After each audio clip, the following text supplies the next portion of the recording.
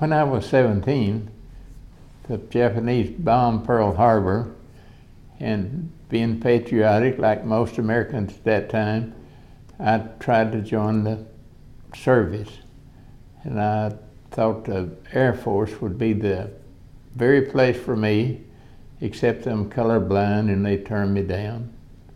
And later I tried to get in the Navy, and they also turned me down.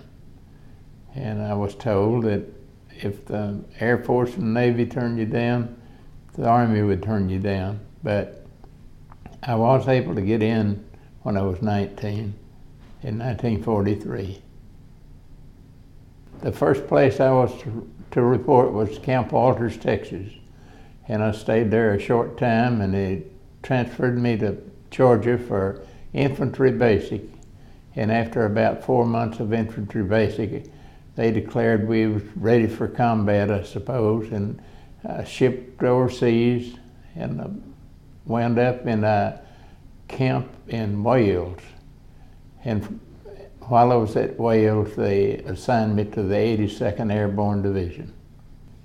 Once I was assigned to the 82nd Airborne, they transferred me to England to the headquarters for the 82nd Airborne Division, and I was to be trained to be a glider pilot, along with 16 other fellows.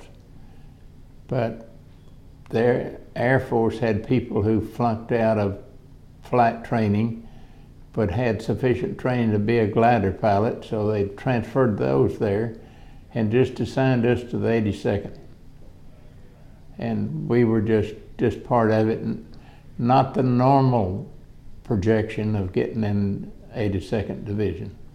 Well, yes, I enjoyed the training. The training was quite intense, and there was a lot of physical training. We'd get out and run 5 miles before breakfast in the morning and a few little things like that. And we'd do push-ups, 50 push-ups just any time. So it was really physical training, but we also had training to be a glider pilot. And I flew in the gliders, American glider and a British glider. British glider is much bigger than American glider, and while we were taking our little flight in the British glider, the landing gear fell off. We was not aware of that, but when the glider came down, the pilot was aware of it though. And he didn't land on the runway, he landed on the grass, and we wondered why. But when he landed and held it up as long as he could, the landing gear caught on the grass, and the glider pilot was aware of it, but we weren't. But we just flipped right over, head over tea kettle. Head over tea kettle, and no one was hurt. We didn't have seat belts or anything, but we were just riding. But no one was hurt, but we did bang around a little. The night of D-Day, about midnight or shortly before, we took off, and it was raining. General Eisenhower came down and talked to some of the fellows in our division and wished us luck and so forth. But we flew, and some of them landed in water, and some landed in little cities, and it was very difficult. But for me, it was quite uneventful. But I did live through it, and after 32 days, we were relieved and went back to England. And the reason for our relief was that General Eisenhower thought that it'd be necessary for us to jump in front of some particular place, but they got the tanks going so fast that they didn't really need us there.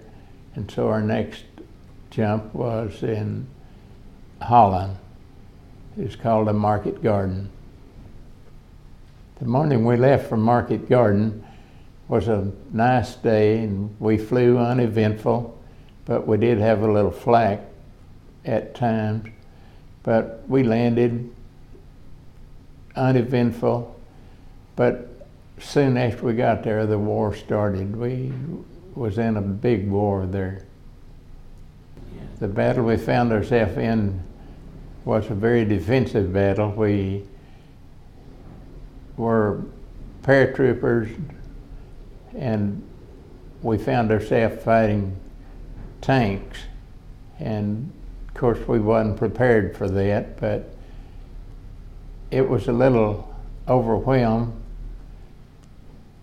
at least in my opinion.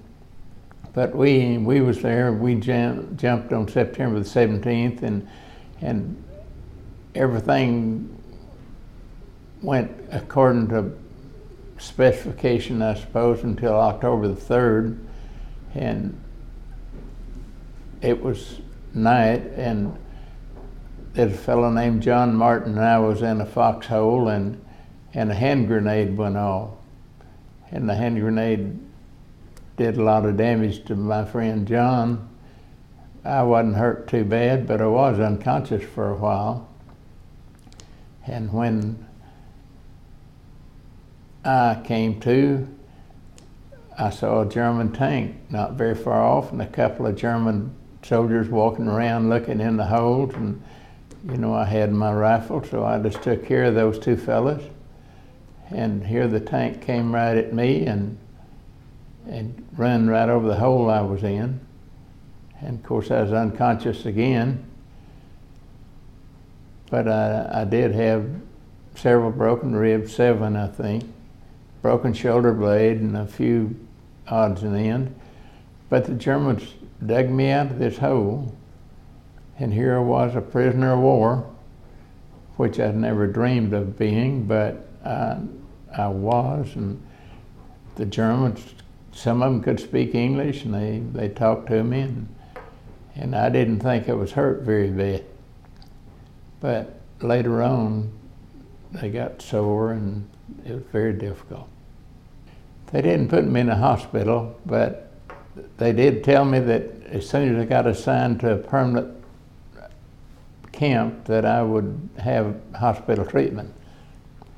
But they put me on the back of a pickup truck, a guard right beside me, of course, and drove to a camp where there was a German officer who interviewed me, and he wanted to know all about the 82nd Division, but he seemed to know more than I did. But anyway, after a while, he told them to take me away, and they took me to a castle, a real castle, and they had a ladder and a hole in the ceiling about 20 foot up. Those 2 German soldiers put that ladder up there and told me to go up, and I found 5 others from the 82nd Division.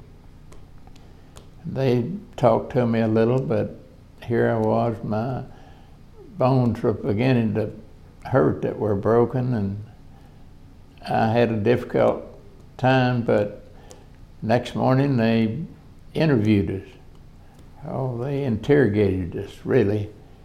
And they tried to pit one against the other, but we had agreed that we would not tell them anything, and we didn't. But they took movie pictures of us and called up firing squad, and because we didn't agree to give them our home address, they threatened us with a firing squad, but they didn't fire and we didn't talk. So later that day we walked 2 or 3 miles to a building, and they locked us up for the night, but they didn't feed us much. We only spent 2 nights in the castle, and then we walked some 2 or 3 miles to a building that they locked us up. And in this building, they didn't have any furniture of any kind, just a hard floor, and that didn't work too good with my sore back, but I made it. And that went on for 2 or 3 days, and they put us on a truck, and carried us to a camp, Camp 12A, and we stayed there for 2 or 3 weeks. And they'd tell us every day, tomorrow you're going to go to your regular camp. I asked for treatment, medical treatment. None was coming. No, I got nothing. I didn't even get an aspirin. But after about 3 weeks, they put us on a train.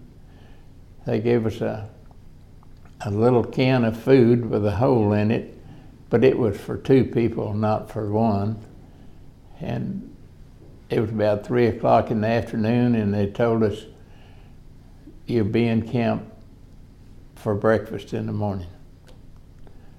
Well, we got on the train, but it seemed like the Americans or British, somebody had bombed a rail track, and in fact, one of the bombs was close enough to us that the shrapnel hit our car, but it didn't hurt anyone. But we was locked in that, no food, no water. Second day, no food, no water. The third day we got water, but we also got to our camp, which was Camp 7A, and it was at Moosburg, just 15 miles from Munich. And I got to see a doctor. He was a Frenchman, didn't speak English, but he had a helper that could speak English, and he talked to me, and he said I had broken ribs, and they put tape around me from my waist to my armpits, and it really felt good. That was the first relief I had. But from the hand grenade, though, I had a place on my hand cut pretty badly, and it didn't heal properly, and the doctor looked at it, and he got his scalpel out, and he was going to do some work on it or something, and I said, I think I'll just go back to camp and let the good Lord heal it, and I did. We were at Camp 7A for 5 months, and during that 5 months I lost 60 pounds. But we had a few little highlights. At Christmas time, they let us have a get-together just for the Americans, and we did what we should have done. We prayed and sang, and there's a few fellas who could really sing well, and they sang I'll Be Home for Christmas and things like that. Excuse me. But that must have been really hard. Well, it was hard then. Now it's not. Yeah. But we worked every day, though. We worked in Munich. They'd put us on an electric train, and we'd ride the 15 miles to town to work in Munich and clean up the rubble after the bombs had hit the buildings, and sometimes work on the street or railroad, whatever they wanted us to do. I was assigned to a farm detail, and there was 20 of the soldiers assigned to this detail. We rode a train to about a mile of our workplace, and then we walked the rest of the way. And we got there, and there was a small building. The farmers in this area had arranged to have this building for us, and they had a little bunk for each soldier, and each one was assigned to a farmer. But the farmers in this area had their houses built in a cluster for protection, but it was an old community, and everybody was assigned to a farmer, and it seemed that I got the better deal of the the farmers. There's a farmer who had a stroke and wasn't able to work. He had 2 daughters, well, and a son also, and his son had been in the Army, and he was out now, but he had to work for the government. And the 2 girls had the responsibility of running the farm. They had 12 cows they milked, and the cows was in the barn, and the barn was part of the house. And you opened the hall door, and there was the barn. And their mode of transportation and power for everything was a yoke of oxen. And you know, I'd never driven oxen or anything, but I learned to drive oxen there. And they were very good to me. The mother, Mrs. Moser, she treated me like one of her kids. And she was very nice, and I ate the table with them. They had a potato diet pretty well, but they seemed to have plenty of bread, and they had butter, and they had sweets. They had jelly and good food, really. And I enjoyed that, and I worked for them. And the man next door could speak English, and he spent a lot of time talking to me. It was a great experience, and I've been back several times. I took all my kids over. They visited with the family. They were very good to me. The Mosers had a radio. They didn't listen at it much. They were restricted to one station. They could not listen to any other station. They might get some propaganda. But they would let me change the radio dial, and I could get BBC in London, and I could hear their story about how the war was going. But it was kind of strange when I would do that. The Germans, they'd go somewhere else. They didn't stay there to watch that. They didn't know that I was changing that. But of course they knew it, but they walked away. And I thought the war was going to be over before that, or at least the British thought that. On April 30th, 1945, I left the barracks early to have breakfast with the Mosers. I was fortunate enough to be the only prisoner there that got to eat with the family. But on the way, there was 3 black cars came by with guards on them, and of course my heart was beating pretty fast. I was concerned that they was sitting there with guns and I was unprotected, but they paid no attention to me. First car goes by and just a driver and the guards on top. Second car just about even with me, and the one in front stopped, and it stopped, and there sat Adolf Hitler. He wasn't more than 5 or 6 feet from me. He was in the car. It had the glass up, but I was looking through the glass, and the guard was sitting on the car. I could have reached up and touched him, but nobody said a word. But for some 3 minutes or so, that seemed like an eternity to me. But on they go, and there was 3 small planes had landed in a pasture some 200 yards away, and the 3 cars go down near them. I see 3 people go over and get in the planes. And they had little ladders to help them get up because it was a higher plane than our small plane. And the planes took off one after another, and I didn't see them anymore, and the cars went out of sight. But I go on to the Mosers. And at the Mosers, there was a lot of excitement. And Ms. Moser told me the Fuhrer spent the night with Mr. Pullen. And Mr. Pullen was a wealthy man in town and had known Adolf Hitler before that in their earlier life sometime. So it was quite a day for the people in Nussdorf. And Miss Moser was protective of me, and she didn't want me outside. She was afraid that I might get shot or something.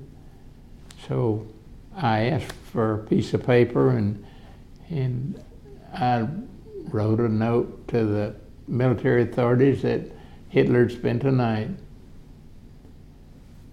with Mr. Pullen,